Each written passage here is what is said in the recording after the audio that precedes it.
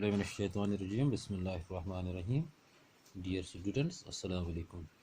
आपको याद होगा लास्ट टाइम हम पढ़ रहे थे ड्रग एंड एल्कोहल एब्यूज़। इसमें लास्ट पर हमने पढ़ा था एल्कोहल के इफ़ेक्ट्स क्या होते हैं, एल्कोहल से क्या असरात पड़ते हैं, या एल्कोहल और ड्राइविंग में क्या नुकसान है, या अल्कोहलिज्म हमने पढ़ा था और प्रिवेंशन एंड कंट्रोल पढ़ा था। आज हम नेक्स्ट टॉपिक उठा रहे हैं, that is poultry farming. Poultry farming, शाबाश। तो पोल्ट्री फार्मिंग ये क्योंकि आम है यहाँ हमारी स्टेट में या इस कंट्री में, पूरी ये आम पोल्ट्री यहाँ चलती है। तो पोल्ट्री फार्मिंग पढ़ने से पहले हमें ये पता होना चाहिए व्हाट इज़ पोल्ट्री। हम पोल्ट्री किसको कहेंगे? पोल्ट्री कहते हैं हम, it is a category of domestic birds. It is category of domestic birds. वो domestic birds that are kept by the people for purpose of collecting their eggs or killing them for their meat or and feather। वो birds जो domestic birds जो लोग रखते हैं या पालते हैं, किस लिए? ताकि अंडे हासिल कर सकें, या उनको मारकर गोश्त हासिल कर सकें, या फेदर हासिल कर सकें, उसको हम कहेंगे it is poultry. It is poultry. तो पोल्ट्री में इंक्लूड होते हैं चिकन्स, पोल्ट्री में इंक्लूड होते हैं डक्स, डक भी पोल्ट्री में आता है, टर्की भी पोल्ट्री में आता है, शाबाश। इसी तरह पी फाउल्स रखते हैं या गोइनी फाउल्स रखते हैं, या इसके अलावा पिजन्स रखते हैं। ये सब के सब है, चाहे चिकन हो, डक हो, टर्की हो, पी फाउल हो, गोइनी फाउल हो या पिजन हो, सब के सब किस में आते हैं? पोल्ट्री में। क्योंकि अगर हम देखें इंडिया, हिंदुस्तान में आम तौर डोमेस्टिकेशन ऑफ चिकन को हम कहते हैं इट इज़ पोल्ट्री। हम जो चिकन रखते हैं, मुर्गे रखते हैं for production of meat and egg, उसको हम कहेंगे दैट इज़ पोल्ट्री। ये हिंदुस्तान में। बाकी एक्चुअली पोल्ट्री में ये सब एनिमल्स आते हैं जो मैंने आपको बताए। तो इंडिया में मेनली पोल्ट्री को कहते हैं it is domestication of chicken for egg and meat. हाँ, अगर हम देखें 1991 का सेंसस, 1991 का सेंसस, क्योंकि उस वक्त इंडिया में थे 380 मिलियन चिकन। 380 मिलियन चिकन कहाँ थे 1991 सेंसस में? हिंदुस्तान में, जो लगभग 20,000 मिलियन एग्स देते थे। 20,000 मिलियन एग्स उस वक्त ये देते थे, शाबाश। या अगर मीट के हिसाब से देखें, it was 3.28 million turns, 3.28 million turns सिर्फ इनसे हमें मीट मिलता था, शाबाश। इसका मतलब अगर एनुअल प्रोडक्शन देखते हैं हम, एनुअली हम देखेंगे कितनी प्रोडक्शन होती थी, कितना पैसा मिलता था। It was 15,000 crore, 15,000 crore annually. ये सेंसस है कब? 1991 का, यानी तब से आज तक लगभग 28-29 साल हो गए। तो आज कितना ये इंक्रीज हुआ होगा, कितना रेज हुआ होगा, या कितनी प्रोडक्शन इससे होती होगी, शाबाश। अब इस पोल्ट्री के बारे में, हाउसिंग, इनके लिए हमें अच्छा इंतज़ाम करना पड़ता है, क्योंकि हाउसिंग में एक क्लीन, ड्राई और वेल वेंटिलेटेड हाउस होना चाहिए। साफ हाउस होना चाहिए जो ड्राई हो, जो अच्छा वेंटिलेटेड हो, उसमें हम डोमेस्टिकेशन ऑफ पोल्ट्री कर सकते हैं। अब इसमें बर्ड्स हम रखते हैं। अब ये बर्ड्स जो हैं they are of different age, एक ही एज के नहीं हैं, मुख्तलिफ ग्रुप्स के हैं। मतलब ग्रोइंग है इनमें, एग लेइंग है इनमें, या ब्रूडिंग एनिमल्स हैं, ब्रूडिंग बर्ड्स हैं। इन सब के सब को इस मकान में रखा जाता है, इन शेड में रखा जाता है सेपरेटली, ठीक है ना। यानी बर्ड्स डिफरेंट एजेस की, ग्रोइंग हो, एग लेइंग हो, ब्रूडिंग हो, they are kept separately in this shed और दिस हाउस।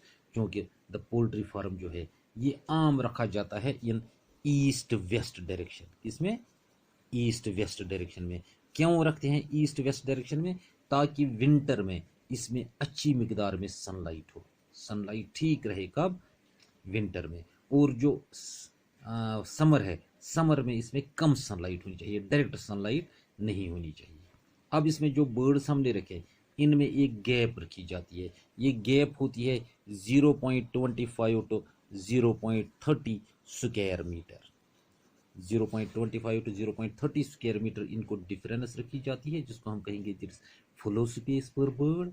तो इसमें क्योंकि अगर ओवर क्राउडिंग होगी, ओवर क्राउडिंग से क्या होगा, there is retarded growth, there is lowered yield, या फीड वेस्टेज होती है, या किसी वक्त कैनिबलिज्म होता है। कैनिबलिज्म हम कहेंगे जब इनको फूड फीड वगैरह नहीं मिलेगी तो अपने ही बच्चों को ये खा जाते हैं। शाबाश। इसके अलावा इस हाउस को it should be littered with paddy husk, इसमें पैडी हस्क पाउडर डालना चाहिए, ड्राई लीव्स डालने चाहिए, साडस्ट डालना चाहिए, या क्रशर मेज डालना चाहिए, ताकि जो फ्लोर है फ्लोर खुश्क रहे। So we can keep the floor dry and warm. ठीक है ना, शाबाश। अब ये इनके लिए क्या इंतज़ाम करना है। Next, what are poultry breeds, हमारे पास कौन से पोल्ट्री ब्रीड्स मौजूद है, कौन कौन से ब्रीड्स हमारे पास हैं। क्योंकि पोल्ट्री ब्रीड्स अगर इंडिया में हम देखें, we can divide them, we can classify them into 3 types. कितने, 3 किस्म के हमारे पास ब्रीड्स हैं। First, that is indigenous breed, indigenous breed, या मैं कहूँ it is local breed, it is local breed. Next is और second is exotic breed, exotic breed भी आप समझ रहे हैं जो हमने कुछ बाहर से मंगाई है। थर्ड इज क्रॉस ब्रीड, यानी टोटल 3 किस्म की ब्रीड्स हमारे पास हैं। There are indigenous breeds, there are exotic breeds and there are cross breeds. अब इंडिजिनस ब्रीड्स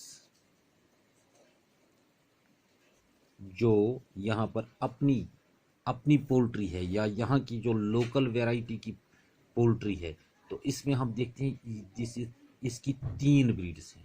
इंडिजिनस ब्रीड्स में हमारे पास बिल्कुल प्योर ब्रीड्स 3 है, 3 प्योर ब्रीड्स।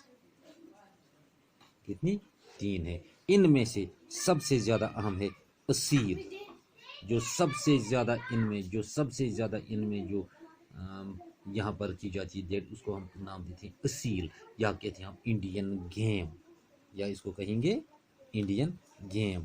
तीनों ब्रीड में से सबसे ज़्यादा यही रखी जाती है, असील या इंडियन गेम। तो ये असील फाउल्स ये आम हम इस्तेमाल करते हैं। These are used in for cock fighting, देखी होगी कॉक फाइटिंग, इसमें ये असील इस्तेमाल किया जाता है। क्योंकि दूसरी तरफ से अगर यील्ड के हिसाब से देखें, they provide high yield of meat, meat देते हैं हाई यील्ड। लेकिन अगर एग के हिसाब से देखेंगे, they are not good egg layers, not good egg layers, ज़्यादा ये अंडे नहीं देते हैं, ये इनकी अंडों की तादाद काफ़ी कम होती है, लिहाजा हम मानते हैं कि ये they are not good egg layers. Average weight देखो इसमें, अगर कॉक है, मुर्गा है, इट इज़ 4 to 5 kgs। अगर वहीं hen को देखें, इट इज़ 3 to 4 kgs। 4 से 5 किलो मुर्गे का होता है वज़न, और 3 से 4 किलो मुर्गी का वज़न होता है। अब इस असील ब्रीड में इसमें भी मुख्तलिफ वेराइटीज़ हैं, इसमें मुख्तलिफ वेराइटीज़ हैं। एक वेराइटी इसमें है, इसको कहते हैं हम असील की वेराइटी को पीला, यहाँ ये मौजूद होती है, या गोल्डन रेड, इसके कलर के हिसाब से इट इज़ गोल्डन रेड, पीला मौजूद है या गोल्डन रेड हम कहेंगे। याकूब है हमारे पास, Yakub, it is black and red, ये होती है ब्लैक एंड रेड। इसी तरह हमारे पास मौजूद है नूरी, नूरी का अगर कलर देखें, it is white, it is white. इस तरह हमारे पास कगार है, कगार का कलर होता है ब्लैक। ठीक है ना, यानी मैंने 3 कहा था, 3 वेराइटीज़ हैं, उनमें सबसे ज़्यादा खास यहाँ कौन सी है, असील। इसी असील की मैं बात करता हूँ, इसमें भी मुख्तलिफ वेराइटीज़ हैं, जिसमें खास मशहूर है पीला गोल्डन रेड, याकूब या black and red, Noori white, या कगार जिसका कलर ब्लैक होता है। तो ये थे कौन से, local breeds. Then exotic breeds, exotic breeds, शाबाश। क्योंकि एग्जॉटिक ब्रीड्स यहाँ मौजूद हैं, मुख्तलिफ वेराइटीज़ एग्जॉटिक ब्रीड्स की भी यहाँ मौजूद हैं। इसमें ज़्यादातर हम जो देखते हैं हिंदुस्तान में 2 वेराइटीज़ ज़्यादा मौजूद होती हैं तो बहुत, लेकिन हिंदुस्तान में दो वेराइटीज़ इसकी ज़्यादा इस्तेमाल होती हैं या मौजूद हैं। First is this white leg horn. White leg horn कहाँ मौजूद है? हिंदुस्तान में। तो वाइट लेग हॉर्न क्योंकि ये एक रिप्यूटेड एग्जॉटिक वैरायटी मानी जाती है, रिप्यूटेड एग्जॉटिक ब्रीड मानी जाती है, क्योंकि it gives long white eggs, बड़े बड़े अंडे, सफ़ेद अंडे ये देती है ये ब्रीड। इस ब्रीड में साइज देखो इस ब्रीड का, इट इज़ स्मॉल, साइज तो काफ़ी स्मॉल है, लिहाजा इसको कम खुराक की ज़रूरत पड़ती है। साइज जब स्मॉल होगा तो फीड कितनी पड़ेगी ज़रूरत? लेस। इसमें कुदरती कम फीड की ज़रूरत पड़ती है फॉर दियर मेंटेनेंस, क्योंकि इसकी जो हेन्स हैं they are good egg layers, they are good egg layers, या मैं कह सकता हूँ ये अंडे वगैरह काफ़ी मिकदार में देती हैं। First breed this was white leg horn.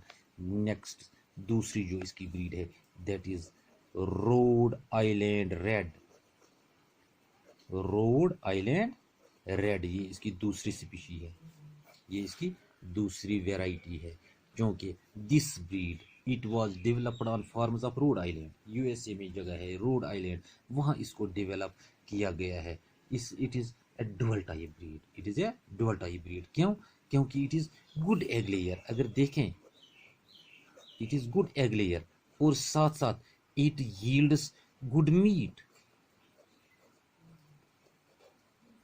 यानी मीट भी काफ़ी देती है ये वैरायटी, और एग्स भी काफ़ी ज़्यादा देती है। मिसाल के तौर पर आपने सुना होगा ब्रॉयलर, जो हम इस्तेमाल ज़्यादा करते हैं, इसकी वैरायटी जो ब्रॉयलर है ये काफ़ी फ़ायदेमंद है, एग्स भी काफ़ी मिकदार में मिलते हैं और मीट भी काफ़ी ज़्यादा निकलता है, तो ये ज़्यादा इस्तेमाल होती है यहाँ यहाँ इंडिया में, पूरे इंडिया में।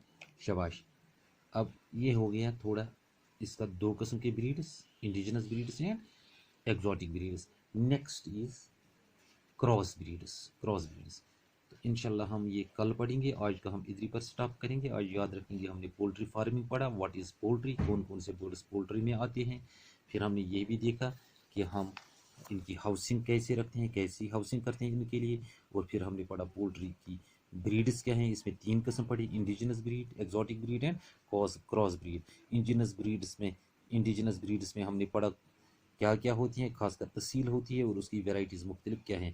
फिर एक्जॉटिक ब्रीड में हमने देखा कि इसमें क्या फ़ायदा होता है और इसमें कौन सी दो वेराइटीज़ ज़्यादा इस्तेमाल की जाती हैं। तो इंशाल्लाह कल हम पढ़ेंगे क्रॉस ब्रीड्स। थैंक यू, अल्लाह हाफिज़।